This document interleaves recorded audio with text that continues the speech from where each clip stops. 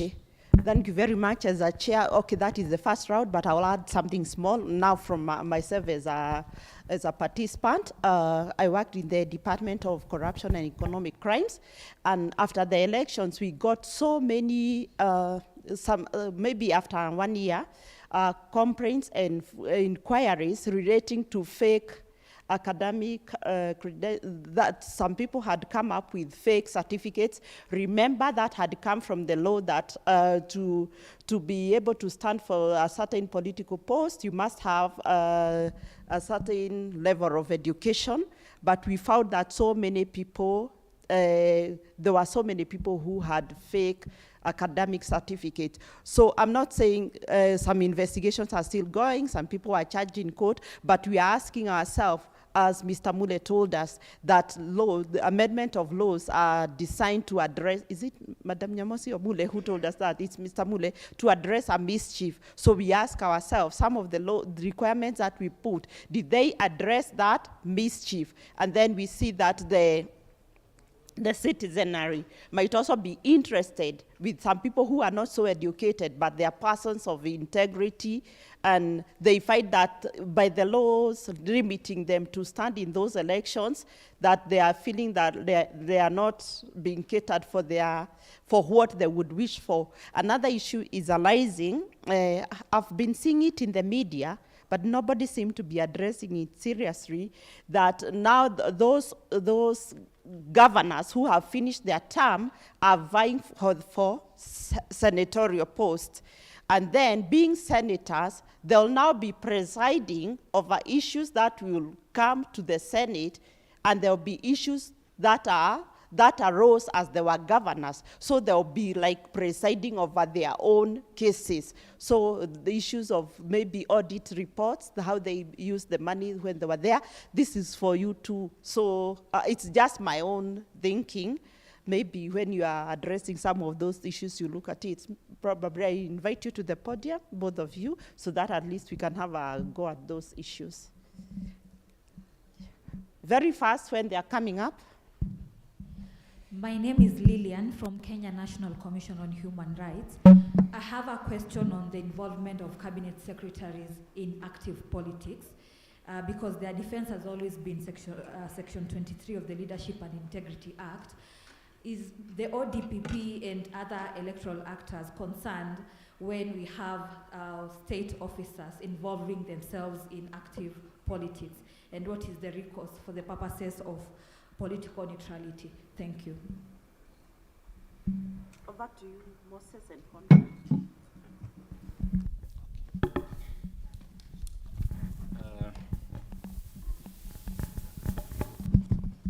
Thank you very much. I think most of them are really comments. And since the presentations are have some degree of overlap, I think Conrad being my friend, I'll choose what I want to answer, and then he will answer the rest, because they are not assigned really for either presenter. I think there's there are about 6 comments. So let me just go 1 to 3, and then Bosire will take the rest. There's issue of constant amendments to election laws and very late amendments to election laws, and whether those have any relation to principle. I think Conrad mentioned that we have, as we speak, amendment to the Elections Act, specifically addressing Section 39 and 44 of the Elections Act.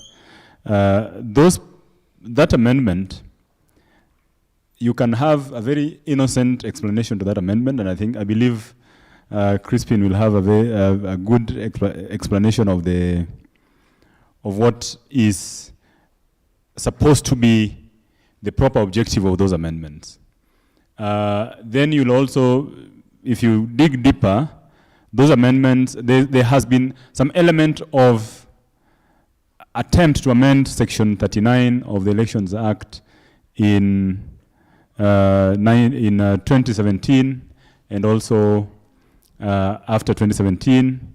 And it has also been part of, as I said, a lot of adjudication in the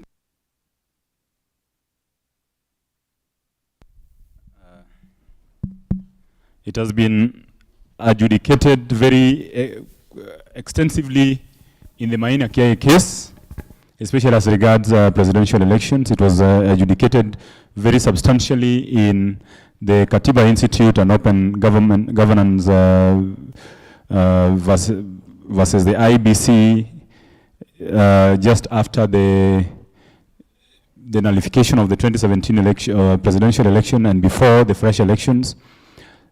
In terms of addressing, so that's an example of where you have a specific issue that keeps on recurring, and there has been attempts to amend the law. But we've had attempts at amendment of the law, and it's not good practice to amend laws very close to elections. But you see how sometimes, someone said it's to massage deep state, whatever it is. That is an example that I wanted to give, that sometimes you see people who propose or promote amendments have some element of trying to have personal interest in those amendments.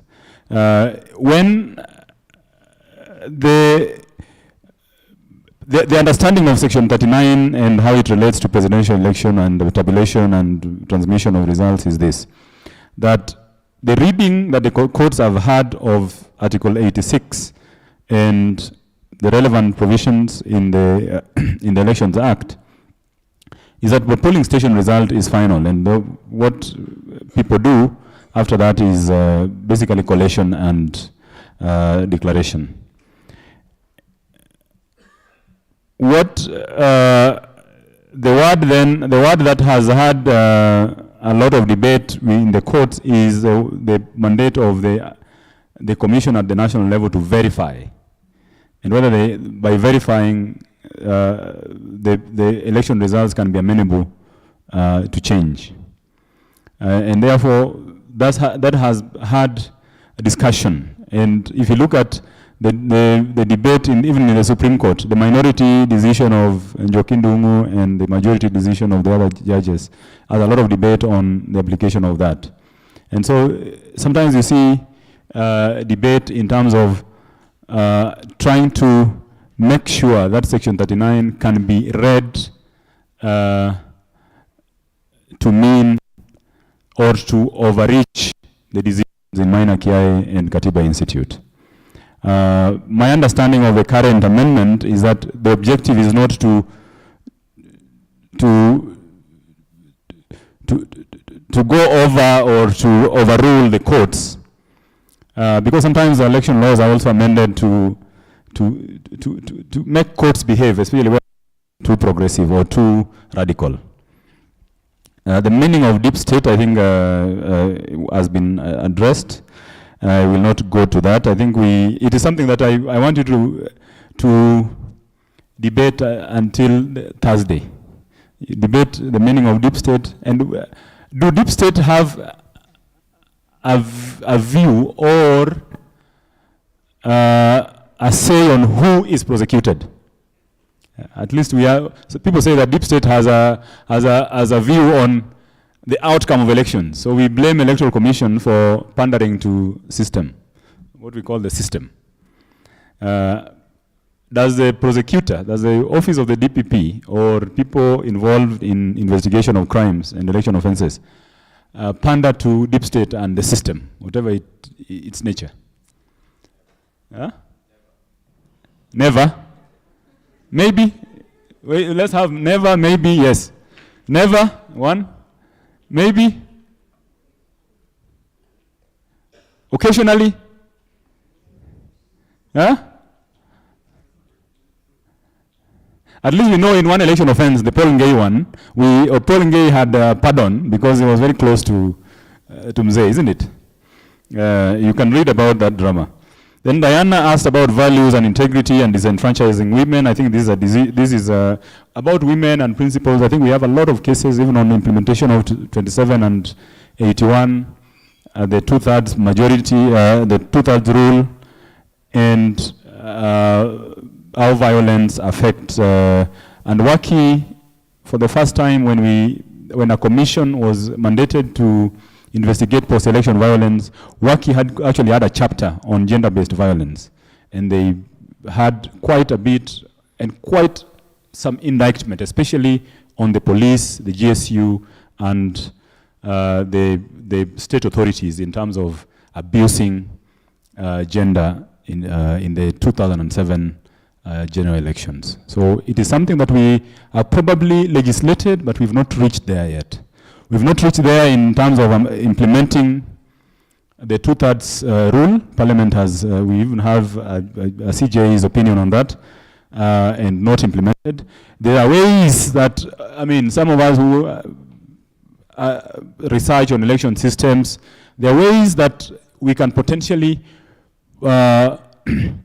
move towards that, and the Commission, I think this time, has told politicians that they are going to accept only nomination lists which have two-thirds. The only problem is that sometimes if you force them like that, they will not give two-thirds, they not nominate gender or women in places where they know they have safe seats. They will nominate in places where they put you to, they will know, for instance, they just fill that list with the two-thirds. Like if you're ODM, you will have a few women in some parts of the country, maybe around Uasin Gishu, where you are likely not to get that candidate, isn't it? And if you are UDA, to fill that list and comply with IBC requirement, this is my opinion. But sometimes it has happened before.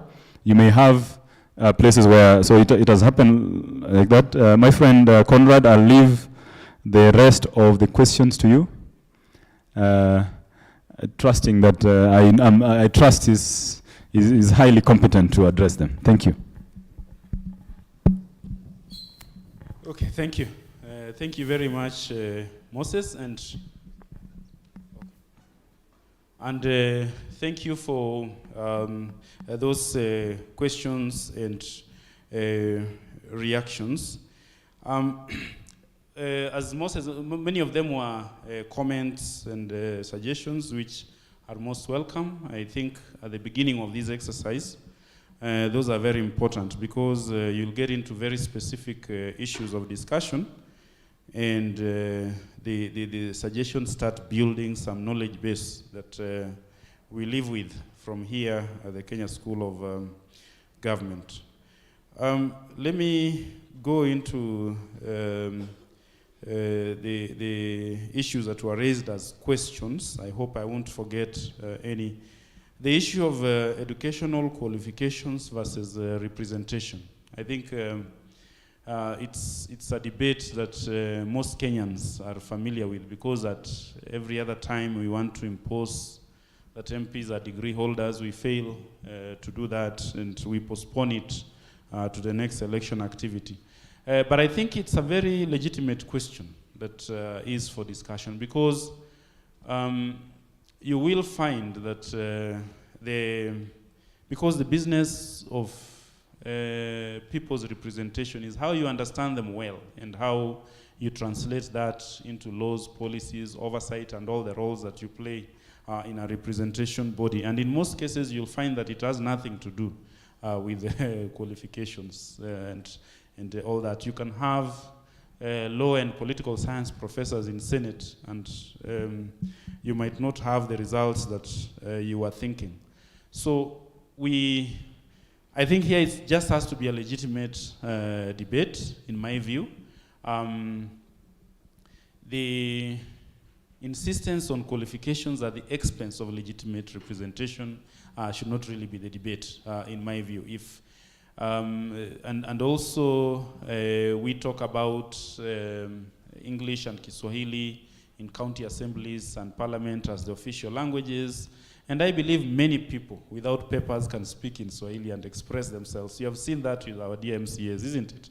And if you are able to do that, I think the insistence on educational qualifications, because also these legislative bodies do have technical teams that assist them.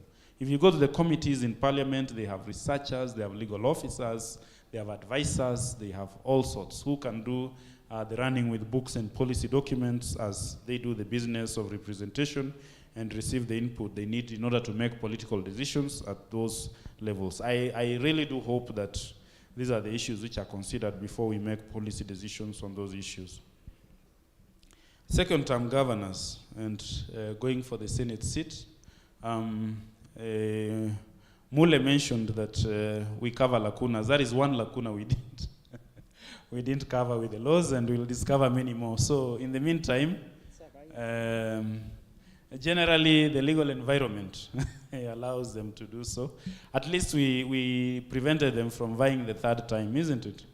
So we are halfway. We didn't allow them to run counties forever, but they have got an escape point. But on to a more serious answer. I think a speaker or a chair of committee worth their place in those seats should not allow such a kind of impunity. Like you become a senator with the single purpose of frustrating or interfering with the county government on the basis of doing county government oversight. So I want to believe that the internal governance processes of the Senate should facilitate the incoming senators who are their excellencies to perform their legitimate role and not to use that to fight the persons who have taken over from their counties. On the issue of CS's involvement in politics, I think there is a constitutional provision, isn't it? That, you know, and I think, in my view and understanding, this is as a result of borrowing so many things and putting them in our constitution and making them work. Because if, let's say, President Biden is not happy with one of the secretaries in charge of the departments, that same day the person will resign, isn't it? If the president has no confidence in you. Because, and this is basically that issue of the political question doctrine. That is why we also have a debate. And sometimes it has been said that even members of the cabinet at the national level and CEC members, if you check the County Government Act, it actually says that the governor can dismiss. Of course, courts have tempered that a bit. And the main reason is because these persons are not public servants, so to speak. They are there to translate the political vision of the elected person into realities. And then you work with a cadre of officers who are now full-time public servants, the directors, and others below that line. But at the level of cabinet secretaries in presidential systems of government, these are basically people who digest the political vision of the president or of the party and relate that into technical and administrative functions.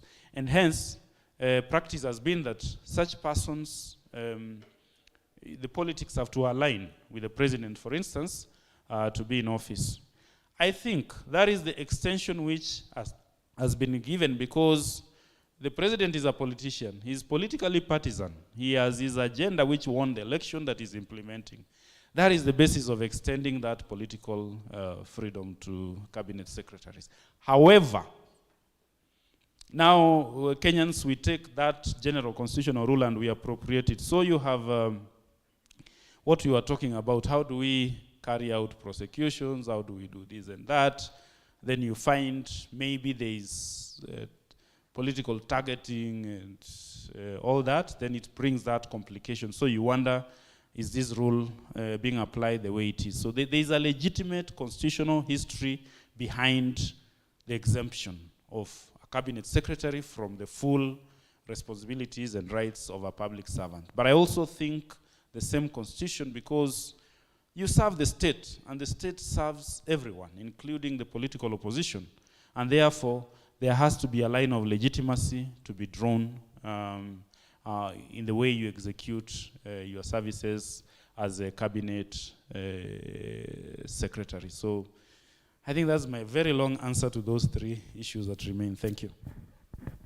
Thank you very much, Dr. Conrad. Thank you, Dr. Am I audible?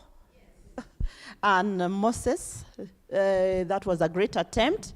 I think we will stop there because the time is so gone. But we've said all those questions. I think in the 4 days that we are going to spend here, the 3 now remaining days, the questions and the answers will develop themselves. We will continue digging more. I don't know whether they will be available. If they are not available, we would rather try and get hold of them so that they can come and answer the questions fully. Thank you very much. So can we give them another round of applause? On that note, I think we have earned our lunch. Mr. Hassan, we can break for lunch? Yeah, I think we can break for lunch. Mr. Bonnie, when do we expect us back? At exactly 2:15, kindly let us be here, because if you are late, it will extend to our breaking time. That is the evening. And thank you so much for your patience. Remember, this is so important for our country, that even after elections, we still need our country intact. So an applause for the chair.